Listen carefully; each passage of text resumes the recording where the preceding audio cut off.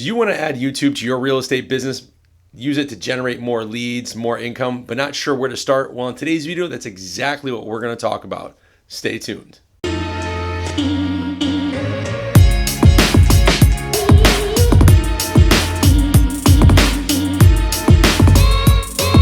Hey, what's up everyone? Aaron Bowman here. Thanks for coming by and checking out today's video. So, like I said, we're going to talk about how to get started in YouTube as a realtor. Now, what did you say? There's a few things we're going to have to cover. First off, this might end up being a series of videos. I'm not quite sure yet. I'm still trying to work that out. Haven't really planned that far ahead. But to get started in YouTube is really simple. And I think a lot of people overthink it or get nervous about being in front of a camera. Now, you don't need a fancy setup, and like we're in a new studio here in our new office space, and it's not top of the line by any means, but it works for me. And my point is just use whatever equipment you have available. Most of us have a cell phone, if I could talk, or a smartphone, whatever you want to call it, Android. This is a Note 10. You could have an Apple, an iPhone, and it really doesn't matter as long as your phone shoots video and has decent audio.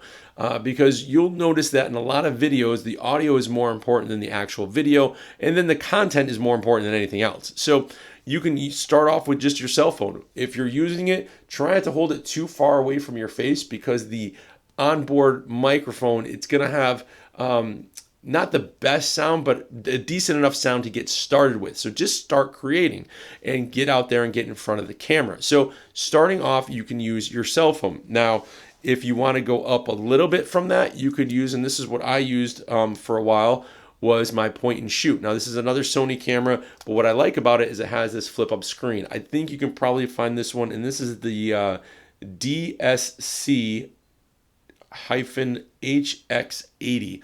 And I don't know if I can zoom in as I drop my phone. Okay, so there's the bottom of the camera. So if you wanted to look that up, you could look that up on eBay. And yeah, it was a great camera. You know,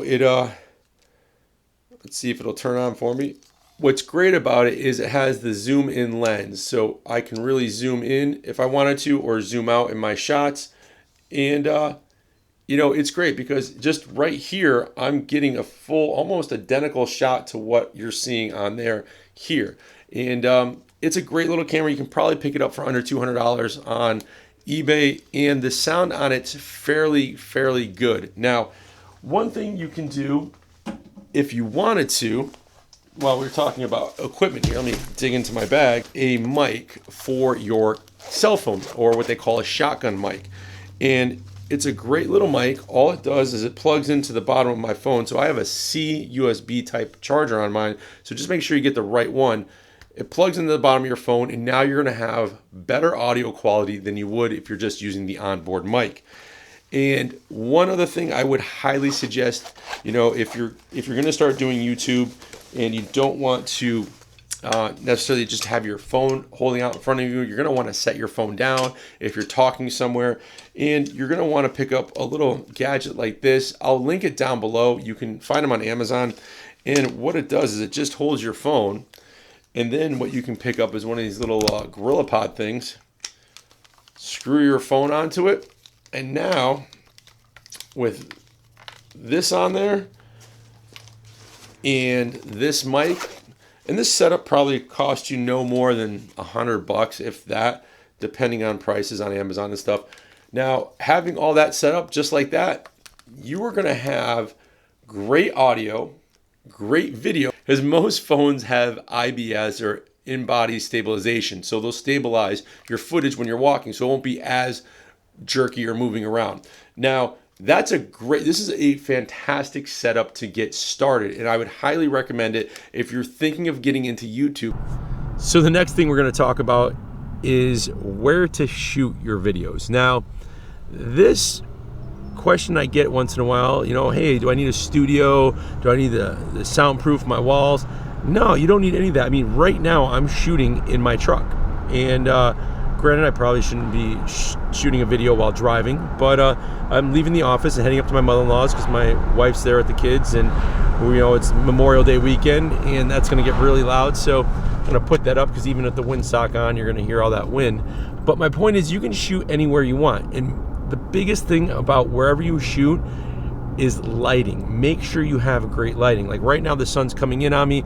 The lighting's really decent. It's not overpowering. It's not washing out my face.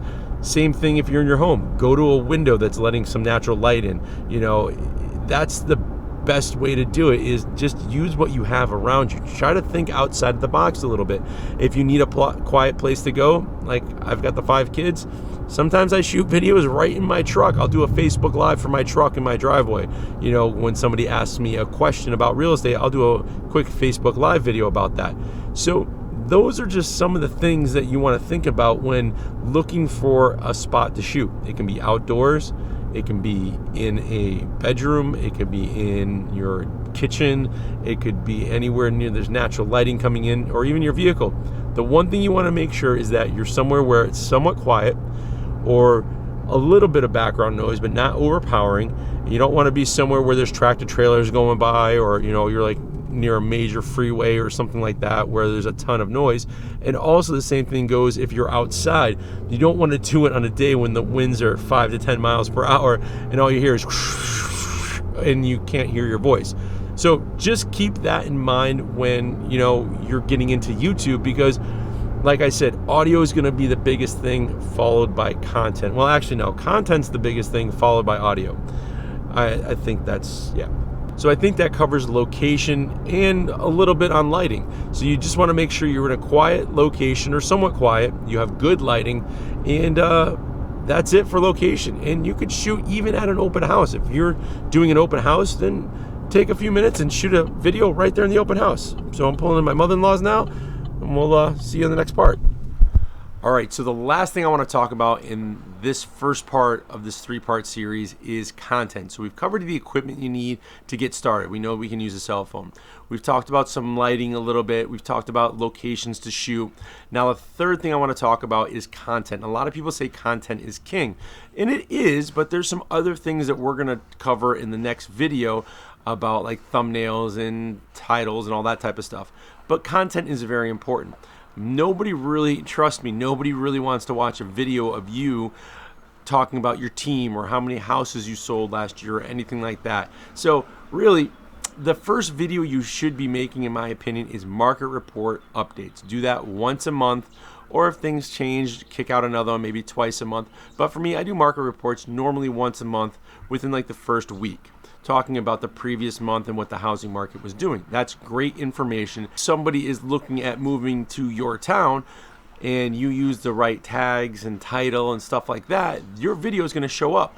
And then they're going to start getting this personal connection. They're going to see you on the other side of the camera. They're going to get to know you, your personality, what you look like, how you sound, that sort of thing. Now, it's also important to do videos like moving to. So you can use this great free tool. It's called YouTube and Google, and they have a search bar. And what you want to do is go into an incognito window so it doesn't track anything or pull up your previous search history, and you just want to type moving to your city, your town, your state, and see what comes up. Now, all those are different topics that people are searching on, and they could be some great video ideas for you. And that's kind of what we've done with our Living in Connecticut page. We've done pros and cons about moving to Connecticut, top 5 towns in a certain county. That was one we just shot today. So those are different things you want to do. So when people start typing in moving to, insert your town or state or county or city here, then they're going to know exactly what the video is about, because they're going to see it. It's going to say moving to, or pros and cons about, or the top 5 places to live in. Those are all different topics that you can shoot on. And when somebody types in moving to Connecticut, by using the right tags and the right headlines, your video could possibly, like one of mine, come up in the first page of Google, which is awesome, because now they're going to see that it's informational. They're going to know a little bit more about the area they're looking to move to, and you're not selling them anything. They're going to know you're a realtor by the way you present yourself and talking. And yeah, you can always say I'm a realtor with, you know, so-and-so, or I'm on real estate team, or what have you. But what you want to be is an informational guide for anybody who's looking to move to your area. And, you know, hey, another insider tip, something that we do here on this channel, is we'll go out and look, see what other people have written in blog posts, do some research on that, and then use that as a topic for a video. So get yourself a pen and paper, write this down really quick. The first video you want to start doing to get comfortable in front of the camera is a market report update. Yes, they're kind of dry. Try to add your own little flair to it, but go over the numbers, days on market, inventory, homes that were sold for the median price range, how many homes were sold in the last month. That's all information people want to know, especially if they're looking to buy or sell. That's your first video. Your second one could be something about the pros and cons of moving to a certain area. Do 3 pros, 3 cons. So now you've got a monthly video and you got another video you can do, that's 2. And then the third one would be to highlight a certain town that you work in. So like for me, I work in Hartford and Talon County primarily. So I just did a video, top 5 places to live in Talon County. Now that's a great thing if somebody's looking to move to Connecticut, or maybe they're moving from a different county in Connecticut and they want to go to that one. If they start typing in moving to Connecticut or top places to live in Connecticut, that video is going to come up based on the certain keywords that we use.